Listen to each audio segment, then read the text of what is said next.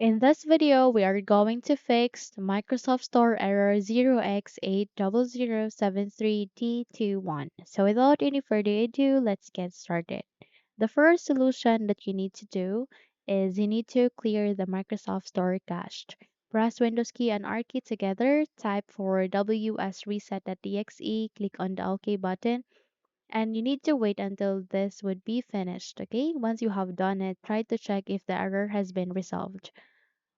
Unfortunately, if not, then let's move on to the next solution, and that is to run the Windows App Troubleshooter. How we can do that at the start, make a right click, scroll up and click on Settings.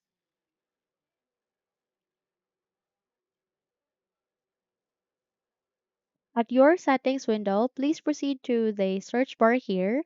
Please type for Windows Store. Then if you can see this Find and Fix Problems with Windows Store apps, click on it. And then click on next so that you can run the troubleshooter, and this will help you to fix your problem. Okay, restart your computer once you have done with this one. Okay, and then close the window and check if the error has been resolved. But if not, then you need to repair and reset the Microsoft Store application. Navigate at the bottom search bar, type for Store. Then once you have seen the best match, which is the Microsoft Store, all you need to do is you need to make a right click and then click on the app settings.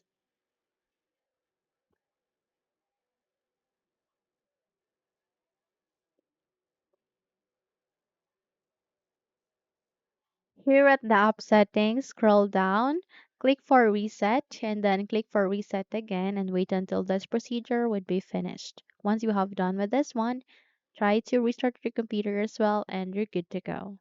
Now, if you found this video helpful, kindly like and subscribe. You may also click or turn on the notification bell so that you will be notified for more upcoming tutorials. Thank you and have a good day.